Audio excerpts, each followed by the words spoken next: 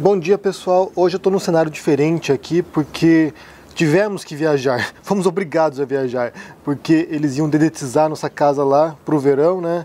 Tinha que ficar 12 horas fora de casa, então a gente resolveu vir para uma cidadezinha próxima aqui, alugar uma casa por uns 2 dias, ficar aqui descansando também, passeando. E aqui na Espanha a gente avançou para uma outra fase agora da desescalada da pandemia, ou seja, podemos fazer coisas que a gente não podia fazer antes.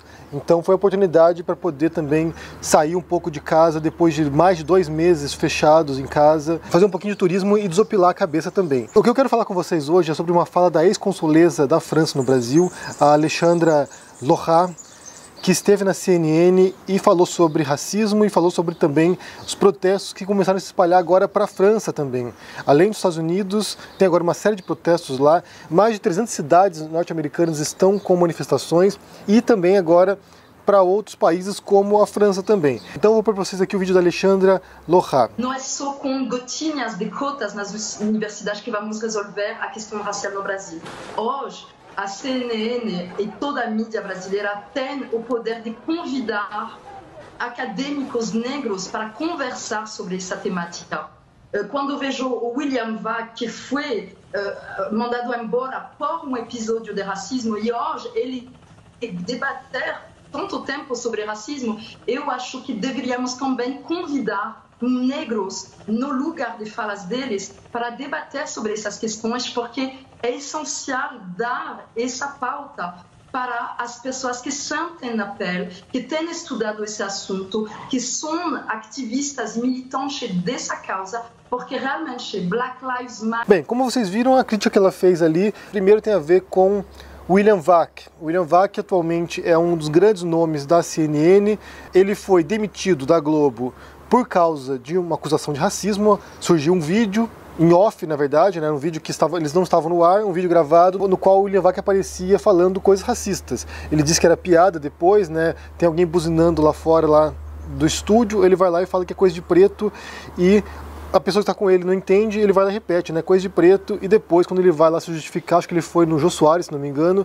ele tenta se justificar dizendo que era piada, que era uma brincadeira, que ele é muito bem-humorado, que ele sempre faz brincadeiras do gênero. Na verdade, mesmo se fosse brincadeira, continuaria sendo extremamente racista, ou seja, não é justificativa nenhuma, ainda mais no ambiente de trabalho, quando ele tem que se portar de maneira muito mais coerente, né, muito mais responsável. Ele foi demitido, depois ele abriu um canal no YouTube, no qual ele falava sobre assuntos gerais, né, sobre política principalmente, um canal que cresceu bastante, na verdade, no YouTube, e agora, recentemente, quando inaugurou a CNN, ele foi anunciado como um dos principais nomes da emissora. E agora nessa questão das manifestações que se iniciaram após o assassinato do George Floyd em Minneapolis, ele foi chamado para intermediar debates sobre racismo.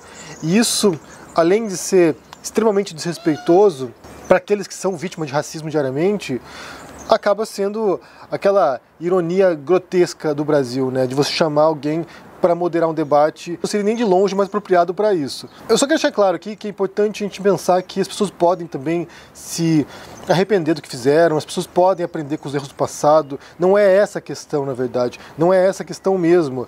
Tipo, o William Vac pode ter visto como ele falou besteira, falou merda e se arrependeu, não, fui errado mesmo. Não parece que foi o caso, na verdade, né? Quando a gente viu ali depois a resposta dele a isso, não parece que foi o caso, mas mesmo se fosse isso, mesmo se ele tivesse arrependido do que fez, não é o mais apropriado, não é o mais respeitoso nesse tipo de circunstância. E o que a Alexandra Loja fala é que nessa circunstância o ideal seria chamar intelectuais, pensadores, professores, pensadores negros para debaterem esse assunto na CNN, porque não faltam, na verdade. Eu vou recomendar 3 aqui, que são os que acompanho mais, que eu já mencionei aqui, na verdade. Inclusive, um deles, que é o Alessandro, já participou aqui em algumas circunstâncias do canal, e eu sempre menciono, na verdade, o trabalho dele. Eu adoro o trabalho do Alessandro, que fala sobre eugenia, que fala sobre racismo no Brasil. Um outro que eu já mencionei aqui também é o Silvio de Almeida, que é autor de um livro sobre racismo estrutural. E uma outra que é a Jamila Ribeiro, pensadora feminista também. Pude assistir uma palestra dela em Madrid.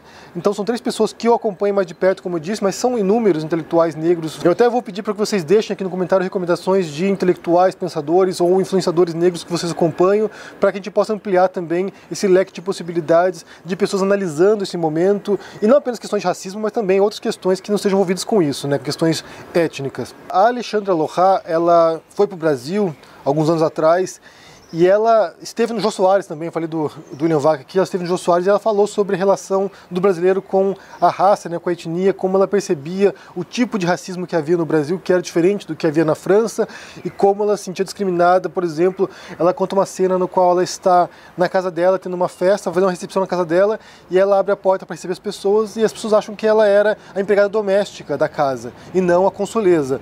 Ou seja, você tem esses elementos no Brasil, né? Quem pesquisa um pouco sobre esse assunto, você vê inúmeros casos de manifestações racistas nesse sentido, né? Alguém dirigindo um carro legal, negro, acham que é motorista de alguém. Ou seja, você tem esse tipo de situações. E ela permaneceu no Brasil posteriormente para continuar combatendo o racismo no Brasil. E ela permaneceu no Brasil depois como ativista contra o racismo. Então, é uma voz importante nesse cenário agora no Brasil. E eu quero aproveitar também, já que estamos falando da França, né, e esses casos agora que estouraram na França, eu vi algumas cenas ontem lá, algumas cenas de depredação, de destruição de lojas, destruição de motos, eles fazendo barricadas com motos, com objetos, com patinetes. Tem os patinetes elétricos na França que eles botaram lá em cima para botar fogo. Dias atrás eu fiz um vídeo aqui com a participação da Unidade de Consenso, no qual a gente falava sobre a diferença entre manifestações pacíficas e violentas, né, com destruição de patrimônio, e como no caso do Brasil, isso poderia justificar um endurecimento do regime. O Bolsonaro apelar para o artigo 142 da Constituição para fazer uma intervenção militar e pôr a lei e ordem no Brasil. Outro que tem também partido para essa lógica é o próprio Trump. O Trump tem falado em lei e ordem o tempo todo, tem falado em pôr exército na rua para reprimir os manifestantes.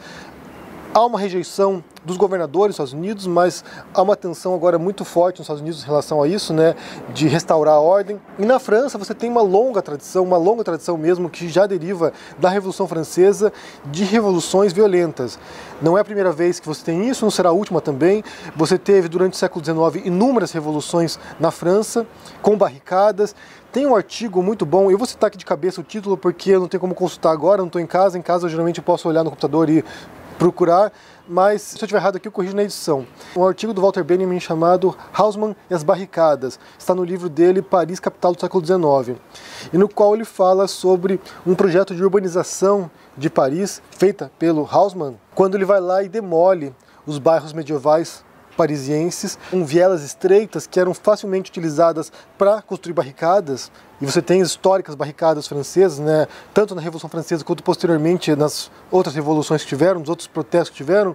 E daí ele vai lá, derruba esses bairros históricos e constrói largas boulevards, que seria mais fácil desse modo. Primeiro, esteticamente seria, na visão do Haussmann, esteticamente seria mais agradável, mas também facilitaria o deslocamento do exército para reprimir os manifestantes e também evitaria que eles erguessem barricadas, porque são largas avenidas, então você não pode simplesmente empilhar as coisas ali e obstruir o caminho das tropas. Então o projeto arquitetônico de Paris, a Paris moderna, né, Paris do século XIX em diante, é um projeto antirrevolucionário, é um projeto anti-revolta. É um modo que eles encontraram para tentar minimizar o impacto desse tipo de revolta frequente em Paris e na França como um todo. Mas que você veja agora em Paris esse tipo de marchas também, muitas pacíficas, mas também algumas violentas, demonstra, como eu disse já recentemente, que a morte do George Floyd e as manifestações e os protestos que foram deflagrados posteriormente, isso foi só o estopim da situação. Tem um sério problema racial nos Estados Unidos, seríssimo na verdade, que também existe em outros países, já falei aqui também sobre outros países no quais eu morei, certamente na França também existe esse tipo de tensão étnica. Você tem um estopim, isso aí se torna um rastro de pólvora, porque foi espalhando para outras cidades, outros países, e a tensão que vai surgindo não é apenas mais étnica, vai se tornar agora um grande conflito de classes, vai se tornar um grande conflito de desigualdade social, vai se tornar um grande conflito de insatisfações populares, as mais diversificadas, que vão surgir à tona agora.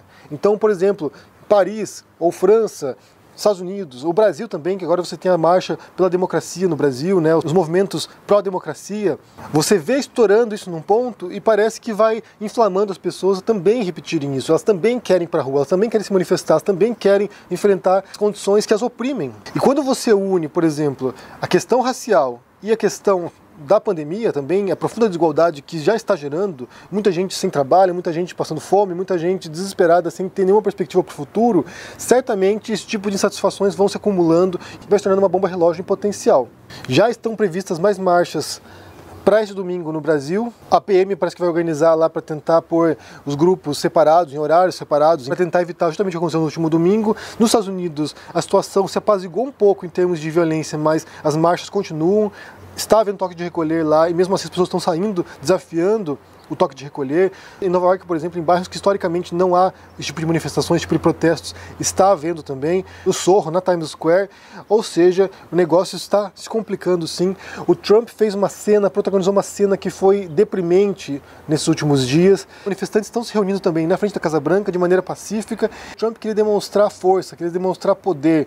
Até vazou uma conversa dele com governadores no qual ele falou justamente isso, que ele ia descer o cacete, que ele queria mostrar o domínio. Os Estados Unidos tinham virado piada para o resto do mundo por causa do modo fraco e ineficaz como eles estavam lidando com os protestos. E daí ele vai lá e pede para forças de segurança dispersarem a população para que ele caminhasse da Casa Branca até uma igreja que tinha sido queimada por manifestantes. E o que eles fizeram foi justamente isso, atacar manifestantes pacíficos, descer o cacete nas pessoas para que o Trump pudesse caminhar algumas quadras até a igreja. E isso aqui até saiu um artigo hoje no New York Times dizendo que isso é um ponto de virada na presidência do Trump, porque demonstra justamente aquele grande temor que a gente já tinha também, tanto quanto tinha em relação ao Bolsonaro, a verve autoritária do Trump. Ele vai lá, alguém que vai descer o cacete nos manifestantes pacíficos para demonstrar a força, para demonstrar poder. Sendo que o Trump também já foi alguém que elogiou Putin, já elogiou Kim Jong-un. Ele tem um certo fascínio por governantes autoritários. E como eu disse, ele estava tentando forçar a participação das Forças Armadas, do Exército, para conter manifestantes, e isso tem tido uma reação enorme dos governadores, como eu disse, e também de assessores do Trump. Parece que houve uma enorme discussão interna na Casa Branca, com gente gritando mesmo que não era para fazer isso, porque isso levaria a um ponto crítico. Quanto mais violência for usada para reprimir os manifestantes, mais indignação isso vai causar. E só para acabar num tom positivo, a gente também viu cenas bonitas de reconciliação em alguns casos. Por exemplo, de manifestantes que foram na frente de delegacias e os policiais se juntaram aos manifestantes, se ajoelharam a respeito aos manifestantes, participaram junto com eles, porque essa aqui é a questão. Porque a solução para isso só vai passar pela compreensão da brutalidade, do excesso de força. Então, enquanto não houver esse tipo de percepção sobre o assunto, não terá saída para isso. Teve um chefe de polícia que, se não me engano, foi do Texas, de alguma cidade do Texas. Ele foi perguntado sobre a postura do Trump em relação aos manifestantes e ele disse o seguinte: se o Trump não pode ajudar, que calhe a boca. Foi basicamente isso que ele disse, porque o modo como o Trump tem inflamado os ânimos, incitado uma resposta violenta do governo para as manifestações, isso tem aumentado a tensão. Então o chefe de polícia disse o seguinte: a gente quer reduzir a violência, a gente quer reduzir as tensões, e o único modo de fazer isso é evitando a escalada de violência, é evitando esse tipo de retórica que inflame as pessoas. Mas eu quero saber o que vocês pensam sobre esses temas propostos hoje aqui. Primeiro, sobre a fala da ex-consuleza Alexandra Lohar sobre William Vac moderando um debate sobre racismo na CNN. Isso, sinceramente, é muito desrespeitoso, na minha opinião. Mas o que vocês pensam sobre isso, se ela tem razão ou não?